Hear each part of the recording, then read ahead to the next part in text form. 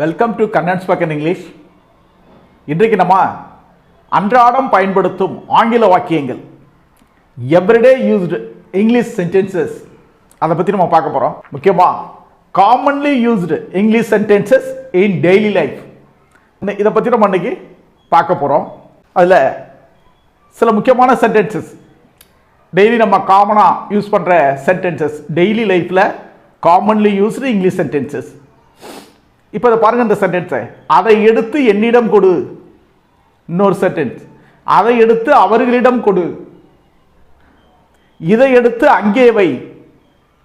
அங்கே வைத்ததை இங்கே வைக்காதே. அதை அது இருந்த இடத்திலேயே வை. இப்படின்னு சென்டென்சஸ் நம்ம நிறைய பார்க்குறோம். வைத்த இடத்தை மறந்துவிட்டு வேறு இடத்தில் தேடாதே. வைத்த இடத்தை மறந்துவிட்டு வேறு இடத்தில் தேடாதே. தேடியும் கிடைக்கவில்லை என்றால் தேடாமல் இருந்து விடாதே. தேடுங்கள், அது கிடைக்கப் பெறலாம். புத்தகங்கள் தரையில் அங்கும் இங்கும் சிதறி கிடக்கின்றன. சாதாரண வீட்டில் சொல்றது தான். சாதாரணமாக புத்தகங்கள் பல இடத்துல கிடைக்கும்போது வீட்டில் அப்பாவோ அம்மாவோ சொல்லுவாங்க, புத்தகங்கள் தரையில் அங்கங்கே சிதறி கிடக்குது. இது காமன்லி யூஸ்டு இங்கிலீஷ் சென்டென்சஸ் இன் டெய்லி லைஃப். விருந்தில் மக்கள் இங்கும் அங்கும் அமர்ந்திருக்கின்றனர். விருந்தில் மக்கள் அங்கும் இங்கும் அமர்ந்திருக்கின்றனர். இது போன்ற சென்டென்சஸை நம்ம எப்படி எழுதலாம் அப்படிங்கிறத பற்றி இன்னைக்கு நம்ம பார்க்க போகிறோம். அதை எடுத்து என்னிடம் கொடு. இது என்ன செய்யறது? அதை எடுத்து என்னிடம் கொடு. எப்பொழுதுமே சென்டென்ஸில் அதை எடுத்து, டேக் இட், எப்படி சொல்கிறோம்? Take it, take it. அப்புறம் என்ன சொல்றோம்? என்னிடம் கொடு. அண்ட் என்னிடம் கொடு.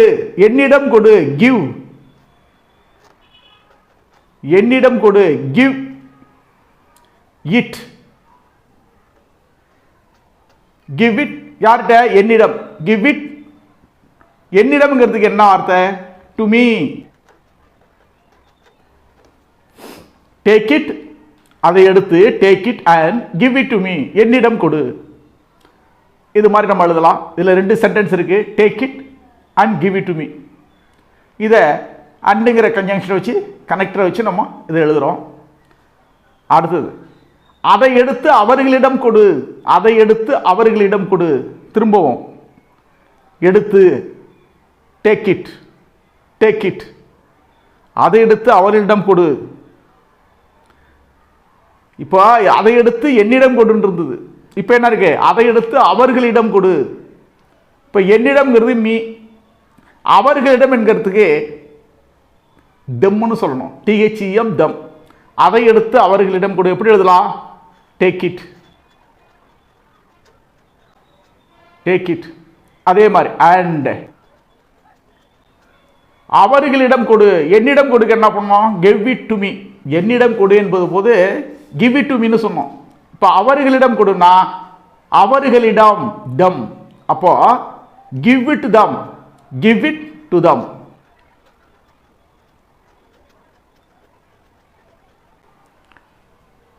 Take it and give it to them. அதை எடுத்து அவர்களிடம் கொடு. அதை எடுத்து என்னிடம் கொடு, take it and give it to me. அடுத்தது அதை எடுத்து அவர்களிடம் கொடு. ரெண்டுக்கு என்ன வித்தியாசம்?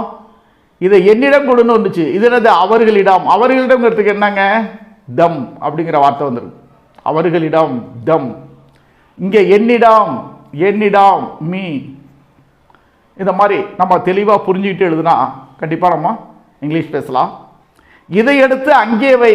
அடுத்தது பாருங்க, சிம்பிள் சிம்பிள் சென்டென்ஸு நம்மளால பேச முடியும், ஆனால் என்னமோ ட்ரை பண்ண மாட்டேங்கிறோம். இப்படி ட்ரை பண்ணால் ஈஸியாக இருக்கும். இதை எடுத்து அங்கே வை. முதல்ல இதை எடுத்து அங்கே வை.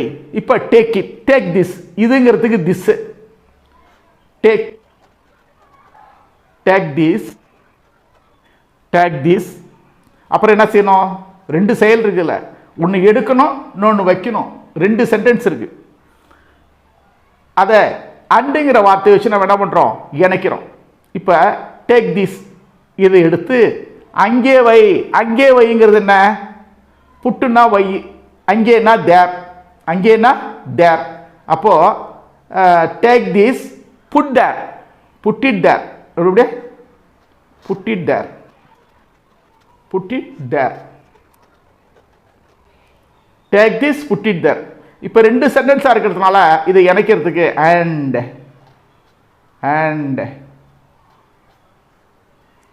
take this and put it there, take this and put it there.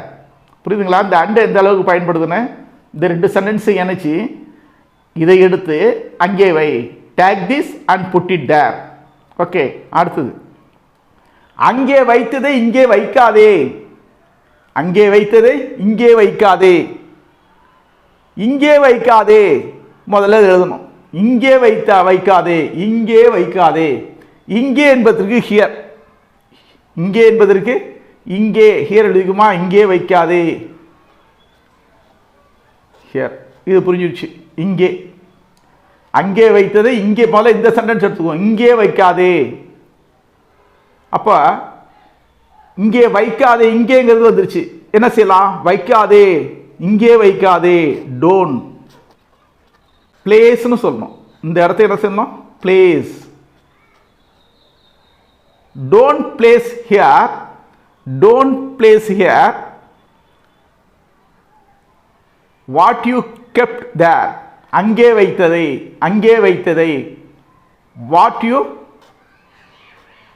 அங்கே வைத்ததை, வாட் யூ, அங்கே வைத்ததை, what you, what you.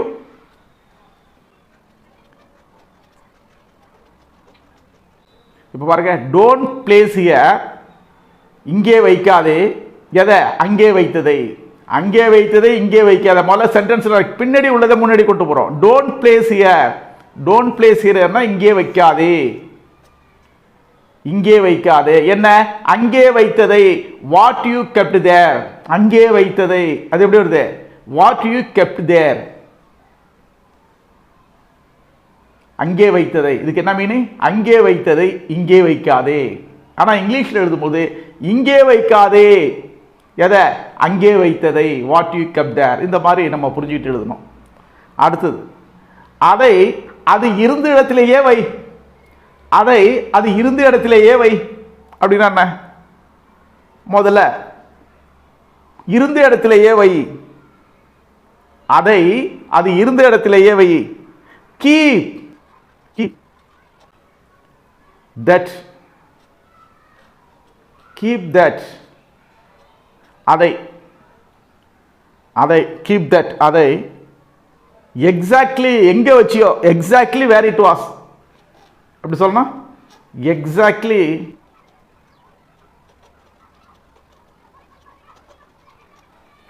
Keep that, அந்த இடத்திலேயே வையே.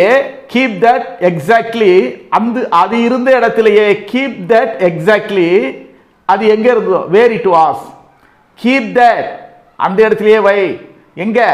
அது இருந்த இடத்திலேயே, அது இருந்த இடத்திலேயே. வேர் இட் வாஸ், அது இருந்த இடத்திலேயே அப்படின்னு நம்ம பொருள் புரிஞ்சு எழுதணும். அடுத்தது, வைத்த இடத்தை மறந்துவிட்டு வேறு இடத்தில் தேடாதே. வைத்த இடத்தை மறந்துவிட்டு வேறு இடத்தில் தேடாதே, வச்ச இடத்தை விட்டுட்டு. அப்போ வேறு இடத்தில் தேடாதே, வைத்த இடத்தை மறந்துவிட்டு வேறு இடத்தில் தேடாதே. Don't forget the place. என்ன சொல்லலாம்? Don't forget the place. Don't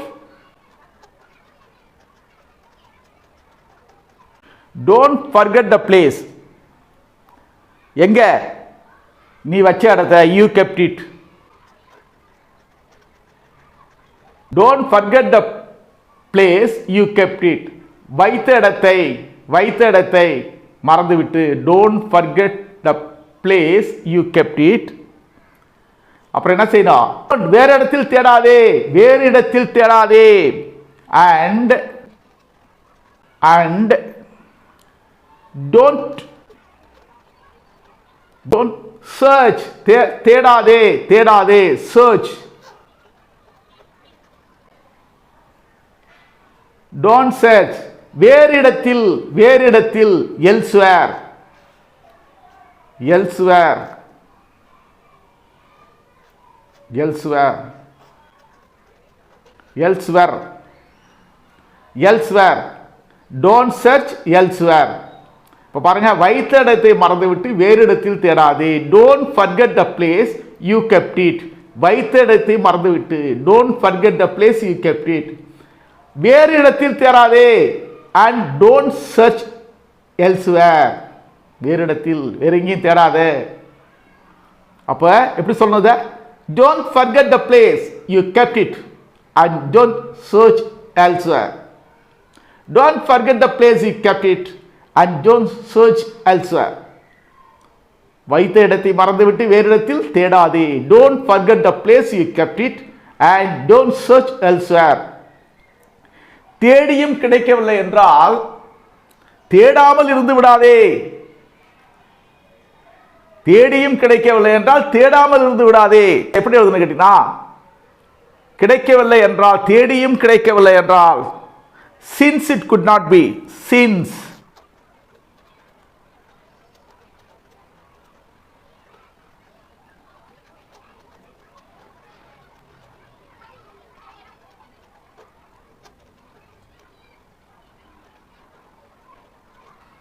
After searching, since it could not be found after searching, தேடியும் கிடைக்கவில்லை என்றால், since it could not be found after searching, தேடியும் கிடைக்கவில்லை என்றால் என்ன செய்யணும்? தேடாமல் இருந்து விடாதே. since it could not be found after searching, தேடியும் கிடைக்கவில்லை என்றால் என்ன செய்யணும்? தேடாமல் இருந்து விடாதே. இப்பதான் சென்டென்ஸ், இந்த சென்டென்ஸ் வரும். ஃபர்ஸ்ட் சென்டென்ஸ் முடிஞ்சிச்சு. அடுத்த சென்டென்ஸ், தேடாமல் இருந்து விடாதே. Don't stop searching. Don't stop searching.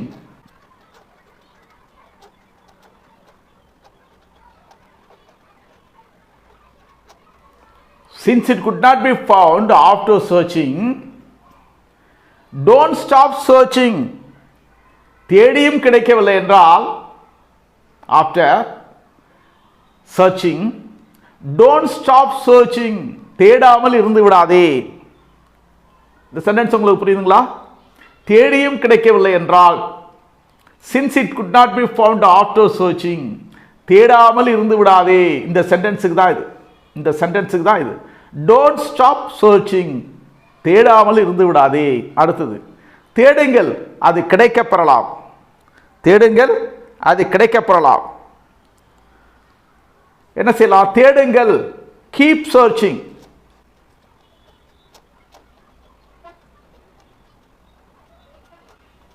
Keep searching. தேடுங்கள் அப்படின்னா தேடுங்கள், கீப் சர்ச்சிங். தேடுங்கள் அது கிடைக்கப்பெறலாம். அது எப்படி சொல்லணும்? அது கிடைக்கப்பெறலாம். It might be. இட்னா இது, அது. Might be, it might be, it might be found. இந்த சென்டென்ஸ் பாருங்க. தேடுங்கள் அது கிடைக்கப்பெறலாம். தேடுங்கள், கீப் சர்ச்சிங். அது கிடைக்கப்பெறலாம். It might be found. அது கிடைக்கப்பெறலாம். புத்தகங்கள் தரையில் அங்குமிங்கும் சிதறி கிடக்கின்றன. இது எப்படி சொல்றது? புத்தகங்கள் அங்குமிங்கும் சிதறி கிடக்கின்றன. புத்தகங்கள், the books. The books. The books தரையில் அங்குமிங்கும் சிதறி கிடக்கின்றன. கிடக்கின்றன ப்ளூரல் ஃபார்ம். அப்ப இஸ் போட முடியாது. கிடக்கின்றன பிரசன்ட்ல இருக்கு, ப்ளூரல் ஃபார்ம். அப்ப கிடக்கின்றன ஆர். பண்ண ஆர். சிதறி கிடக்கு. சிதறி கிடக்கு அப்படிங்கிறது என்ன சொல்ல? சிதறி கிடக்கின்றன. Are scattered. Here and there. இங்கும் அங்கும். இங்கும் அங்கும். Here and there.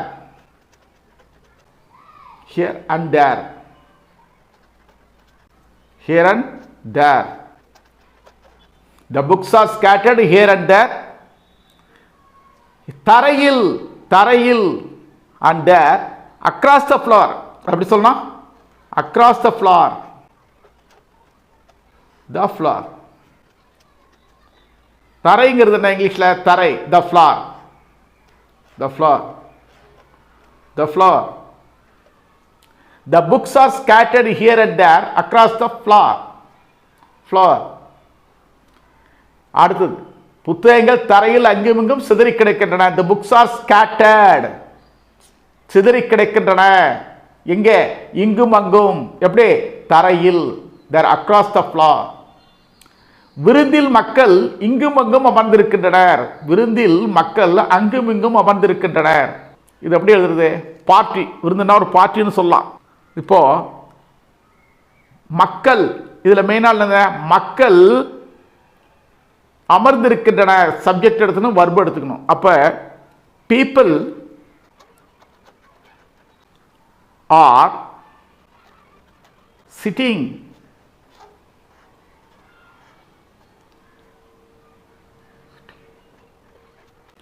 People are sitting here and there.